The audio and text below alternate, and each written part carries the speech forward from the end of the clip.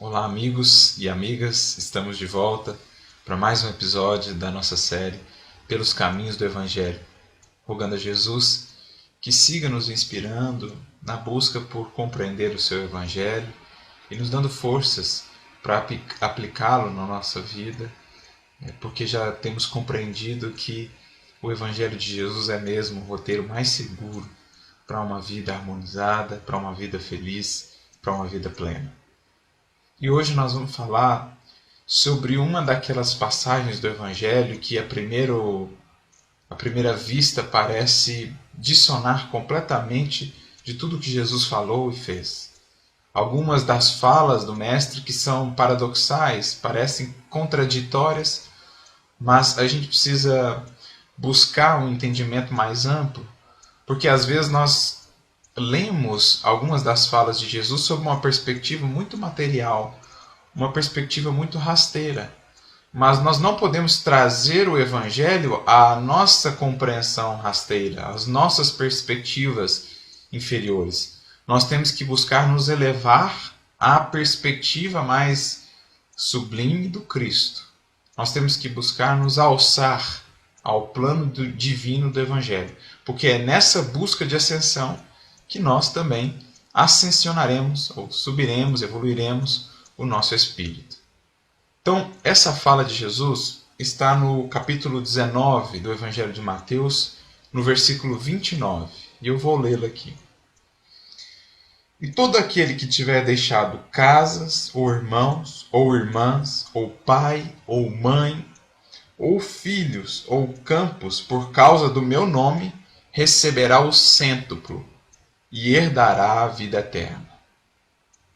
Então, tirando aqui, colocando de lado os campos e as casas, tudo mais trata de relacionamentos, ou até mesmo níveis de parentesco ou proximidade. Então, irmãos, irmãs, mães, pais, enfim.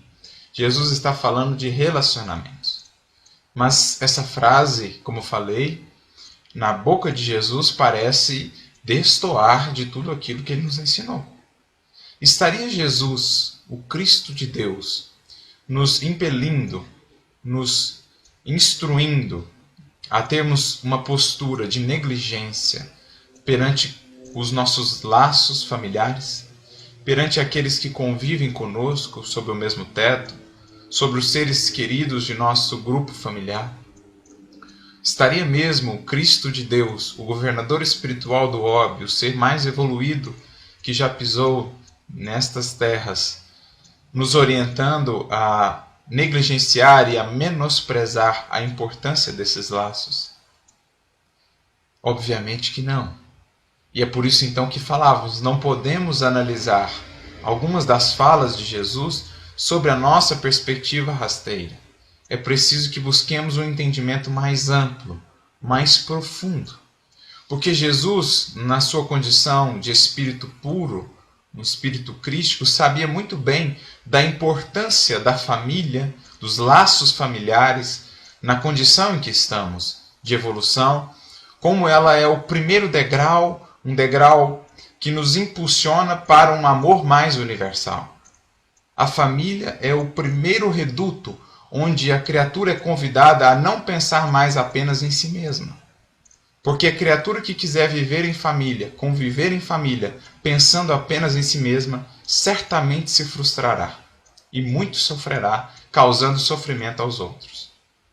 Não é possível. A vida em família, quando alguém pensa apenas em si, se torna impraticável, se torna um caos.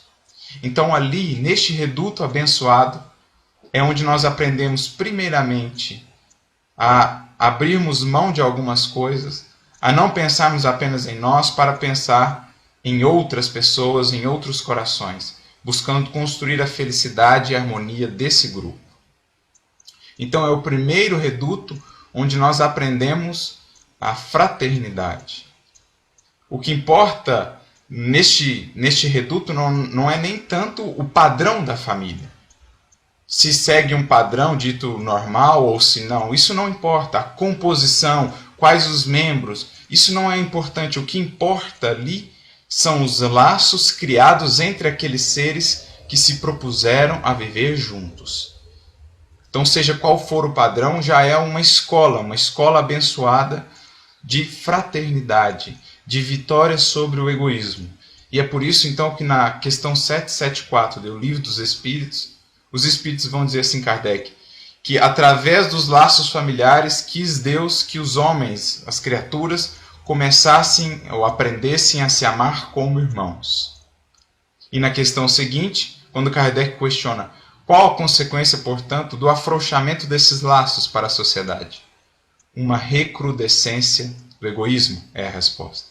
Quando os laços familiares começam a se perturbar, começam a se afrouxar, quando a família começa a passar por problemas, como falei, não por sua composição, mas sim pelos laços que envolvem os seres, quando isso começa a ser afetado, isso reflete na sociedade como um todo. Porque se não conseguimos conviver fraternalmente e de maneira equilibrada e harmoniosa entre 3, 4, 5 ou mais pessoas, como poderemos viver de maneira harmoniosa com aqueles irmãos que encontramos no dia a dia, com a sociedade como um todo? Né? Não será possível. Então é primeiro edificar a harmonia preciso primeiro edificar a harmonia nesses grupos menores, para que então passemos para os grupos maiores. Então aqui fica clara a importância da família. Jesus, como espírito crístico, não poderia negligenciar essa importância. Ele sabe que existem aqueles espíritos que assumem compromissos de uma vida, entre aspas, solitária, uma vida de dedicação plena à família humana como um todo, mas ele sabia que a família ainda é e sempre será um instituto sagrado na Terra de ascensão, de crescimento. Um dos ministérios mais proveitosos e produtivos em termos espirituais para o espírito, se ele sabe aproveitar. Mas o que Jesus quis dizer, então, quando nos orienta a deixar pais, mães, filhos, filhas, esposa? O que o Mestre quer dizer com isso? Naturalmente que o nosso olhar então se voltará para a palavra deixar. O que significa esse deixar? O que Jesus quis dizer com isso? E quem vai nos ajudar nessa compreensão é o benfeitor Emmanuel. No capítulo 154 do livro Caminho, Verdade e Vida, Emmanuel vai nos trazer um esclarecimento nesse sentido. O que Jesus quis dizer com esse deixar ali? E vai nos dizer que aquele deixar significa, nas nossas relações com essas pessoas, com esses seres com os quais convivemos, em nosso grupo familiar, esse deixar significa deixar a pretensão de querer mudá-los, transformá-los ao nosso tempo. Deixar a pretensão de exigir deles o que ainda não podem dar. De querer moldá-los segundo os nossos princípios de vivência, de querer fazer com que eles avancem no caminho espiritual na mesma velocidade que nós. Então, no fundo, o que Emmanuel está falando é que Jesus nos orientava a exercer ou a ter para com eles este amor renúncia. E por isso a mensagem se chama renúncia. Renunciar a essa pretensão de exigir deles o que ainda não podem dar. E não deixar de amá-los por isso. Renunciar às exigências que fazemos para amá-los ou para sermos solícitos para com eles. Então não é um afastamento físico que Jesus nos fala. É um afastamento no sentido de afastar todos os empecilhos que nos impedem de amá-los de maneira mais profunda, de maneira mais sacrificial, no sentido de nos dedicarmos a eles, apesar de todas as limitações, entraves e dificuldades que ainda apresentam.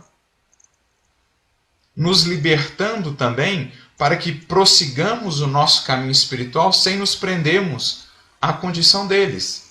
Isto é, seguimos avançando espiritualmente, entendendo que eles, cada um deles, terá o seu devido tempo de amadurecimento.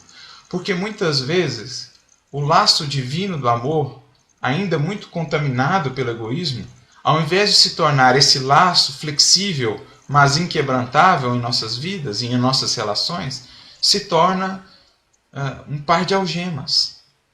Algemas que, ao invés de facilitarem o crescimento nosso e o crescimento do ser amado, acabam se tornando um empecilho para a nossa e para a evolução do ser amado. Para aquele que ama, muitas vezes se torna um cativeiro, porque ele gostaria que o outro avançasse na mesma velocidade que ele, como o outro não faz, ele desiste de avançar. Abdica do próprio processo evolutivo a pretexto de amar o semelhante. Então se torna um cativeiro. E para a criatura amada, muitas vezes se torna algo que a escraviza e algo que traz muitas exigências descabidas ainda na condição em que ela se encontra. Então, ao invés de libertar, de amparar, esse laço se torna um laço de escravidão, de prisão, muitas vezes de sofrimento e frustração. Porque quando criamos essas expectativas, nos frustramos e muitas vezes ferimos ao ser que amamos. Então, aqui a gente vê o sentido profundo da fala de Jesus, como Emmanuel vai dizer no capítulo já citado, do Caminho, Verdade e Vida, é perder as esperanças na terra para conquistar as esperanças no céu. Se o companheiro, a companheira, o filho ou a filha ainda não compreendem o teu amor, a tua dedicação, entenda que dia virá em que essa compreensão será plena e que esse amor será plenamente correspondido. Será um amor efetivamente entre duas almas que entraram na mesma sintonia. Mas enquanto esse tempo não chega, não deixe de amá-los por isso. Não exija com que se transforme na mesma velocidade que você tem se transformado. Ame-os da mesma maneira, com mais profundidade a cada dia, mas não torne esses laços prejudiciais para ti e para os seres que ama. Siga avançando, siga progredindo, porque assim você terá condições de ajudá-los ainda mais.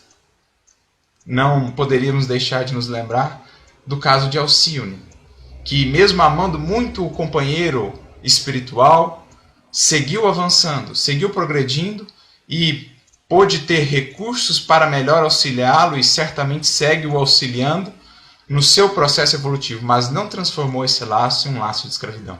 Não exigiu dele o que ele ainda não podia dar, simplesmente amou e seguiu seu caminho em direção a Deus, que é a meta primordial de todos nós. O objetivo essencial de toda criatura. Então, para encerrar essa nossa reflexão, gostaria de ler aqui um trechinho de um diálogo de Jesus com Simão Pedro, que está no livro Boa Nova, no capítulo 12, quando Jesus traz uma fala semelhante nesse sentido e Simão Pedro fica encucado, vamos dizer assim, né? Como é que Jesus poderia estar orientando a fazermos isso? Estava completamente em desacordo com tudo que ele já havia ouvido Jesus dizer. Então ele questiona Jesus a esse respeito. Então Jesus diz assim para ele: o Evangelho não pode condenar os laços de família, mas coloca acima deles o laço indestrutível da paternidade de Deus. O reino do céu no coração deve ser o tema central de nossa vida. Tudo mais é acessório. A família no mundo está igualmente subordinada aos imperativos dessa edificação. Já pensaste, Pedro, no supremo sacrifício de renunciar? Todos os homens sabem conservar, são raros os que sabem privar-se. Na construção do reino de Deus, chega um instante de separação que é necessário se saiba suportar com sincero desprendimento. E essa separação não é apenas a que se verifica pela morte do corpo, muitas vezes proveitosa e providencial, mas também a das posições estimáveis no mundo, a da família terrestre, a do viver nas paisagens queridas, ou então a de uma alma bem amada que preferiu ficar à distância entre as flores venenosas de um dia. Então Jesus está falando aqui do objetivo primordial de todos nós, do qual não podemos esquecer. Esta renúncia, esse deixar pai e mãe, não é algo necessariamente físico, mas sim é deixar para trás todas as exigências, todas as expectativas que criamos para amar e simplesmente amar a todos que estão conosco no grupo familiar, como são, como estão. Só assim estaremos realmente desenvolvendo o amor universal, o amor renúncia, que será necessário para ampliarmos esses laços para além de nossa família, amando a todos os seres, amando a todas as criaturas, amando o universo como um todo. Essa proposta fica a reflexão para todos nós. Que Deus lhes abençoe, muita luz e muita paz. Fiquem com Deus.